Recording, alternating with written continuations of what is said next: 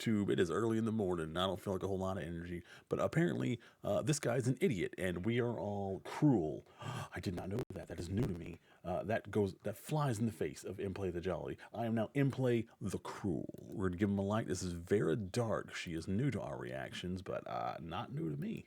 Over the past couple of years, we have seen a lot of industry veterans come out of the woodworks and take to social media and voice how they're feeling about the industry, which would be fine if they were not simply attacking the very people that gave them a job in the first place. And now we have Mark Dara coming out and saying that gamers are cruel for criticizing companies and their projects. But How before I dare get you into have the topic, opinions, if you enjoy all the of you. content I I'm create, shamed. check out the links in the description, join the community in my live streams, and consider supporting through Patreon or YouTube memberships. Now, Mark Dara has been a part of the industry for a very long time. He was a pillar heard of at him. BioWare, and I do have a certain level of respect for him I've never heard because of of him that. until He his worked stupid there for opinions. 24 years and then left, but then came back in like a narrative consultant role for Veilguard because that project was clearly falling apart. I don't think that he did very much to help it out. I think that that was probably really beyond his control, but we've seen this happen a lot. Look at someone like David Jaffe, for example. If these people were still amazing at their job, they would have a place within this industry. They would still be getting jobs, and they aren't anymore. So now they have to take to social media like YouTube and kind of beg for attention. It comes across as really desperate, at least in my opinion, but it's also clear that they don't understand the full scope of the industry. And while they may see it from the developer side of things, and they might have friends that are still in the industry that they're talking to, they're also really not trying to take into consideration why gamers have gotten to this point where we are initially very cautiously optimistic when it comes to projects, and we don't just blindly even the games that I'm the most hyped for this year. What are you doing? I am cautiously optimistic about those games. Oh my god, that was way more annoying than it had to be. Sorry, it's putting my controller away. Support companies anymore, why we no longer just swipe our credit card because one trailer might. Yeah, under normal circumstances, I would have easily pre-purchased Fable and Borderlands 4 and Outer Worlds 2. But after Avowed, no. After the last 3 Borderlands games, no. After what I saw in Fable, and then like all the outrage, not from the gamers, that was just not the part where the girl was ugly. I didn't think she was that bad, and even if she was, we should be able to customize her based on every other Fable game, but now I'm not sure even about that because the devs came out and decided they were going to be little douchebags about it. Might look. The only one I knew was going to be good was Kingdom Come Deliverance 2. And I haven't played it yet because I haven't finished the first one. I have like 144 hours in the first one, and I haven't finished it yet. But I know the second one's going to be good because I've seen nothing but good things about it. Okay, and now of course we're being called cruel. So this is a rock, paper, shotgun article. It says, answering GDC's 2023 survey, 78% of respondents said that they have considered the harassment and toxicity developers receive from the public to be a serious issue. I'm not going to get into these statistics or anything, but we have this problem within every industry right now and just social media in general where I might say that your work is stupid and you're bad at your job and that could be seen as harassment when I would consider it criticism. There's no like fine line between what is or isn't. That is criticism unless you're like going into their neck of the woods. Like if you specifically went on their Twitter to tell them that, that's kind of harassment. Because you went to their house and insulted them. Harassment, and of course there are going to be bad apples in every bunch in every industry, people who cross a line and do awful things like wish harm upon people because they don't like their work. But with GDC, we're talking about a lot of developers who, yes, take everything personally, and if you're an adult who's on social media, you can block people, you can mute them, you can ignore their posts if they're really bothering you that much, but these people seem to not do that. Though, it continues on with saying, a simple sentiment is often the most effective, and the title of Dragon Age veteran Mark Dara's latest video cuts right to the heart of it. Your $70 doesn't buy you cruelty. No, but it does buy me the opportunity to criticize, and if I hate a game, I'm allowed to say this game absolutely fucking sucks. And if you take that as cruelty, you're allowed to, but on the flip side, it is my right as a customer to be able to say how I truly feel feel about a game. When you That's true. celebrate layoffs It's at a called studio feedback. because the game that you don't like didn't do that well, you're crossing a line into being cruel, and fundamentally, you should have more grace for other human beings, he said. But if you're not buying that, let's go on to point two. You don't know what caused the result you don't like. So talking about I celebrating don't layoffs care. for a minute, very rarely If do I I wasted actually my money see and people time, doing that. I personally it don't. doesn't Look at matter what. Rocksteady and Kill the I Justice don't care League, what right? you went I through. absolutely hated that game. I loathed it. It was my worst game of 2024. I will never replay it. Frankly, it's cruel of you to think you could do a mediocre job and I owe you the money. That's my money. Mine. I hated it because of how much damage it did to the other Arkhamverse games and their legacies. And of course, Kevin Conroy's legacy. Like, those other games were amazing and KTJL was awful. I never had said. It's okay, guys. Batman didn't die. That was a clone. Because despite how stupid his death was, the ending was stupider. And none of it mattered. Everyone's alive. It's fine. And I am so happy and relieved and filled with joy that these people are losing their jobs. My response always is, while I don't like to see people losing their jobs, if you are bad True. at your job, you do not deserve to have that Also job. And I true. don't think that that is cruel. I think that that is realistic. If you suck at a job, Also you true. can't just continue to have it. But he also says, if you're not buying that, let's go on to point two. You don't know what caused the results you don't like. Maybe companies should be more transparent with us. Maybe developers should be more transparent with us. Maybe they Also very true. I mean, we just want transparency in good games. Tell us why the thing is happening, and we might understand. should tell us, oh yeah, well, we had to scrap this game 3 times and restart it, and then we ran out of money. And while that's no excuse, we want you to understand the development process. This is why we praise certain companies that do developer diaries on platforms like YouTube, who give us information. Sure, maybe it doesn't make them look perfect to investors because they are showing their internal struggle, but as a customer, I am willing to support a studio that is struggling if it seems that they are passionate, if it seems that they actually are trying their best and their hardest, and this is something that needs to be recognized within the industry. He also, I think, just doesn't truly understand why people are so upset and really the state of the industry. We don't want games like Dragon Age the Veilguard to fail. We don't want Kill the Justice Leagues to fail. We don't want the next Mass Effect to fail, but we do want companies to listen to us. I really don't want Mass Effect to fail. I love Mass Effect. But I don't have any faith in the people making Mass Effect. Sorry, BioWare. You suck at games, man. Like, all the people who were good left and are now making a game I do want to play. Us and understand why we don't like Veilguard or why we don't like any of these other titles. We have gotten to the point where developers have disrespected us time and time and time again, and they've treated us like walking wallets to the point where we can no longer just blindly swipe our credit card like, look at BioWare. If this was a decade ago and you told me a new BioWare game was coming out, ding, I'm not a walking wallet. I'm a walking snack pack.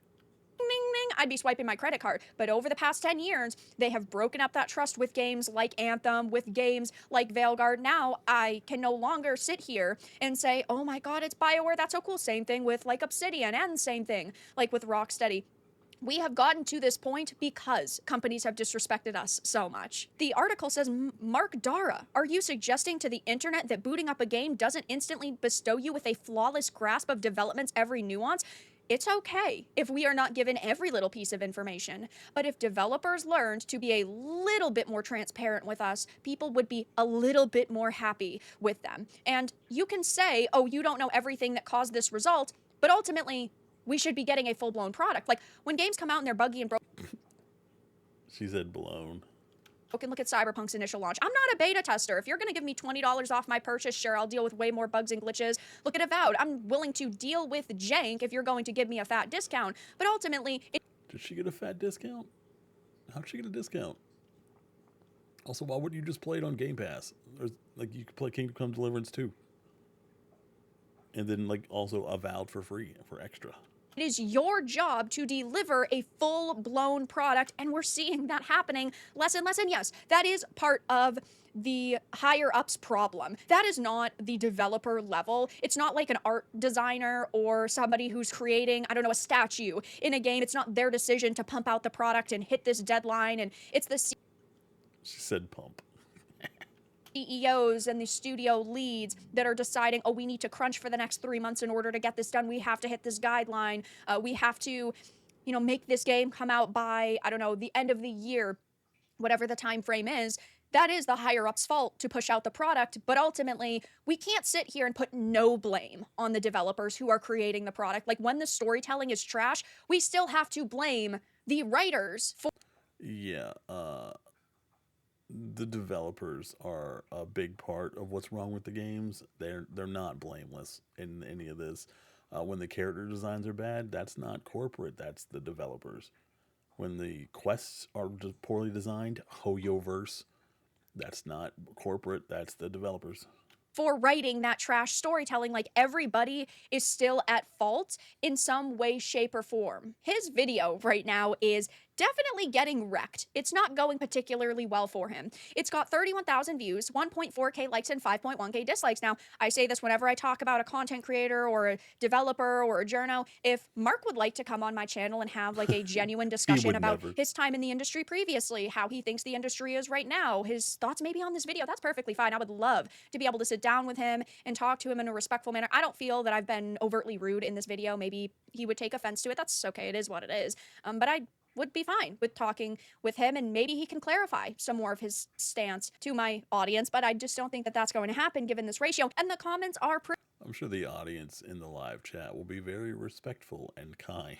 pretty brutal. Here's the issue. We've tried telling you exactly what we hate about the games being made in the West in the last decade. Do you know what happens when a person does exactly what you say and tries to tell very specifically what they don't want in their games? They get banned from all discussions by people like you. That's what happens, and this does happen time and time again. You'll take to a Steam forum, you'll take to an official Reddit, you'll take to a Discord, and then you'll be silenced for it. Look at what's going on with Tales of the Shire. They put out their announcement that the game was getting delayed. They were receiving some backlash because it just doesn't look like a very good game, and they were blocking people, they were silencing people, they were hiding replies. That is such a major issue right now. You know what? Credit where credit is due. The comment section is not turned off. And yeah, I do want to give him credit for that. He's not silencing people, or at least from Why would he? This is very good for his engagement. Don't turn off comments, even if you're going to get a lot of hate comments. That's just going to push your video further into the algorithm.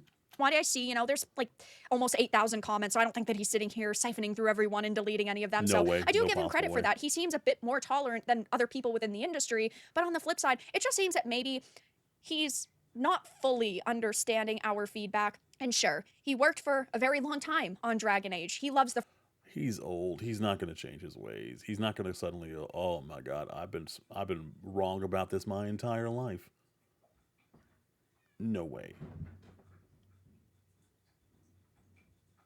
I don't know if you heard that crash. That is outside cats having a really bad time with each other.